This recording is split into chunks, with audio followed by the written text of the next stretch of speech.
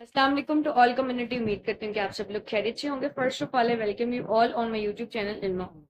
तो स्टार्ट करते हैं जी आज की इस वीडियो को। आज का जो हमारा मौजू है वो ये है कि वो कौन से माल हैं जो अल्लाह से दूरी का बाइस बनते हैं।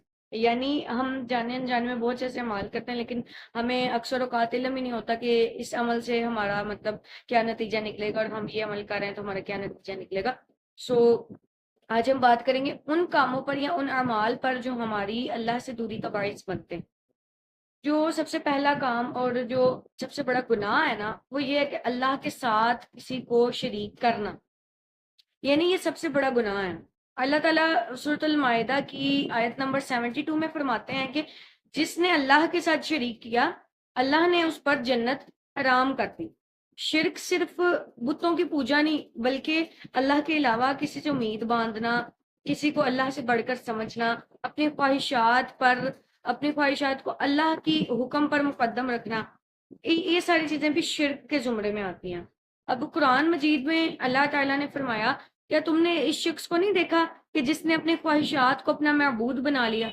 यानी हमारी मतलब जो शख्स अल्लाह के हुक्म से बढ़कर अपनी ख्वाहिशात को रखे, तो इसका मतलब यही है कि उसने अपनी ख्वाहिशात को अपना महबूद बना लिया, जबकि अल्लाह के सिवा कोई महबूद नहीं। और जब हम अपनी ख्वाहिशात को अपना महबूद बना लेते हैं, तो इसका मतलब है कि हमने अल्लाह ताला की जात में शरीक ठहराया है, हमने शिर्क किया है।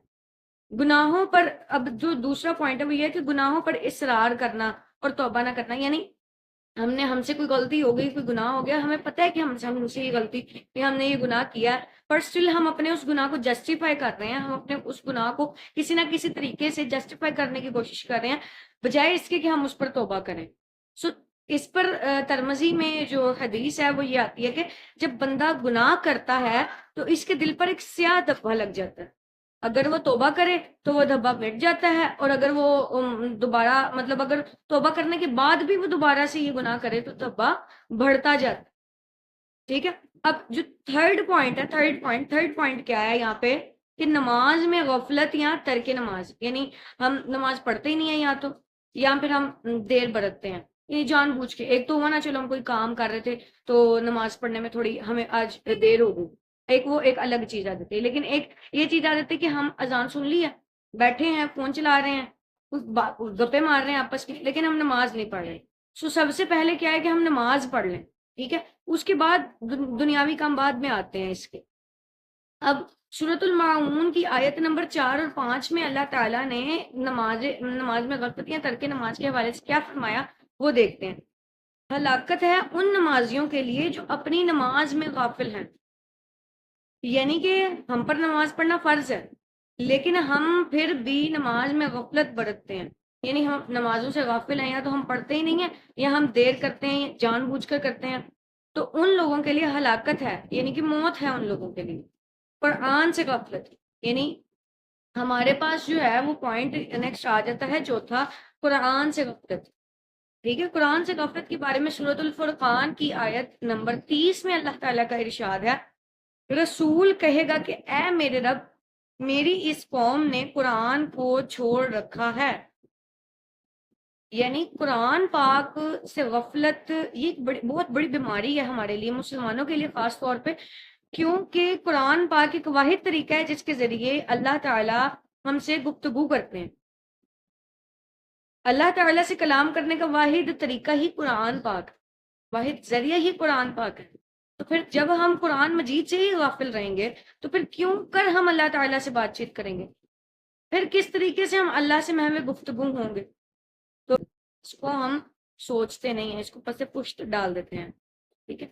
अब सही बुखारी में सही मुस्लिम में आता है कि एक शख्स लंबा सफर करता है, गर्दलूद जो है ना हाथ उठाता है और कहता है, ए रब, हालांकि इसका खाना पीना और लिबास हराम है, तो इसकी दुआ क्यों कर कबूल हो। यानी कि एक शख्स ने बहुत लंबा सफर किया, मतलब वो गंदा था, हर चीज थी, ठीक है, लेकिन वो फिर भी हाथ उठाता है। लेकिन फिर भी अगर वो हराम खाता है तो उसकी दुआ कबूल नहीं होती। जो कंक्लूजन है वो इस बात का यही है कि हराम खाने वाले की दुआ कबूल नहीं की जाती। नेक्स्ट आ जाता है पॉइंट हमारे पास, तकब्बुर और गरूर। جس کے دل میں رائی کے برابر، رائی کے دانے کے مطابق بھی تکبر ہے نا، اس کو جنت میں داخل نہیں کیا جائے گا۔ یہ صحیح مسلم کی حدیث ہے کہ جس کے دل میں رائی کے دانے کے مطابق بھی جو ہے نا وہ تکبر یا غرور ہے، اس کو جنت میں داخل نہیں کیا جائے گا۔ سو آپ لوگ اس چیز کو سمجھیں کہ اس بندے کو جنت میں ہی داخل نہیں کیا جائے گا، تو پھر آپ کس گمان میں کہ آپ اللہ تعالیٰ سے قریب ہیں؟ تو کیا یہ چیز آپ کے لیے اللہ سے دوری کا باعث نہیں ہے؟ نیکسٹ پوائنٹ آ جاتا ہے ظلم اور لوگوں کا حق کھانا۔ صحیح بخاری میں آتا ہے کہ مظلوم کی بد دعا سے بچو، اس کے اور اللہ کے درمیان کوئی پردہ نہیں ہے۔ یعنی اگر آپ کسی پہ ظلم کرتے ہیں تو اس بات کو یاد رکھیں کہ جب وہ اللہ سے فریاد کرتا ہے تو اس کے اور اللہ کے درمیان کوئی پردہ نہیں ہوتا۔ وہ اللہ سے ڈائریکٹ گفتگو کرتا ہے، وہ اللہ سے ڈائریکٹ شکایت کرتا ہے۔ اگر وہ شکایت نہیں بھی کرتا تو اللہ دیکھ رہا ہے، وہ اپنا معاملہ اللہ پہ چھوڑتا ہے۔ تو پھر جو بدلہ اللہ لیتا ہے نا، اس بدلے سے بڑھ کر کوئی بدلہ ہو ہی نہیں سکتا۔ اب نیکسٹ آ جاتا ہے ذکر سے غفلت۔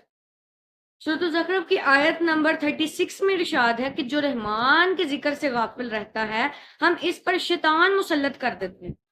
یعنی اگر ہم اللہ تعالیٰ کا ذکر نہیں کرتے تو ہمارے پر اللہ شیطان مسلط کر دیتے ہیں، یعنی کہ وہ پھر ہمیں گمراہی کے راستے کی طرف لے کے جائے گا، پھر ہم ہدایت کے راستے کی طرف نہیں جائیں گے۔ نیکسٹ ہمارے پاس پوائنٹ آ جاتا ہے حسد اور کینہ۔ سنن نبی داؤد میں ہے کہ حسد نیکیوں کو ایسے کھا جاتا ہے کہ جیسے آگ لکڑی کو کھا جاتی ہے۔ اب پوائنٹ ہے نا وہ چیک کریں آپ کہ حسد اور کینہ، حسد نیکیوں کو ایسے کھا جاتا ہے جیسے آگ لکڑی کو کھا جاتی ہے۔ لہذا شرک سے بچیں، توحید کو مضبوط کریں، ہر گناہ کے بعد فوراً توبہ کریں۔ اب اس کا مطلب یہ بھی نہیں کہ آپ گناہ کری جائیں اور توبہ کری جائیں، نہیں۔ اگر آپ سے انجانے میں کوئی گناہ ہو گیا ہے یا آپ سے جانتے پوچھتے گناہ ہو گیا ہے تو آپ توبہ کریں، اور اس طریقے سے کہ آپ دوبارہ وہ گناہ یا وہ غلطی مت دہرائیں۔ ہر گناہ کے بعد فوراً توبہ کریں، نماز کو وقت پر ادا کریں، قرآن پاک کی تلاوت اور تدبر کو معمول بنائیں، رزق حلال اختیار کریں، ذکر، دعا، استغفار کو زندگی کا حصہ بنائیں، لوگوں کے حقوق ادا کریں، حسد اور کینہ دل سے نکال دوں۔ یہ جو ہے نا آج کی اس ویڈیو میں نے کچھ اس طرح کی چیزیں اور باتیں ڈسکس کی ہیں کہ ہم اللہ سے دوری کا باعث کیا ہے، ہمارے لیے کون سے کام اللہ سے دوری کا باعث بنتے ہیں۔ امید کرتی ہوں کہ آپ کو میری اس ویڈیو کی سمجھ آ گئی ہوگی، اس میں جو میں پوائنٹس ایکسپلین کرنا چاہ رہی ہوں۔ کمنٹ سیکشن میں ضرور بتائیے گا کہ آپ کو میری سمجھ آئی یا نہیں۔ ملتے ہیں انشاءاللہ نیکسٹ ویڈیو میں۔ اور پچھلے 2 دن نیٹ ورک کی خرابی کی وجہ سے جو ہے نا میں ویڈیو پوسٹ نہیں کر پائی، ویڈیوز بنا کے رکھی تھی پر وہ پوسٹ نہیں ہوئے، ان میں ایرر آ گئے۔ سو آج مجھے یہ ویڈیو دوبارہ بنانی پڑی۔ سو اس کی وجہ یہ تھی کہ نیٹ ورک کا کچھ ایرر تھا، ویڈیو پوسٹ نہیں ہو پا رہی تھی، نہ ہی ایڈٹ ہو پا رہی تھی۔ تو ملتے ہیں انشاءاللہ کل کی ویڈیو میں۔ اللہ حافظ۔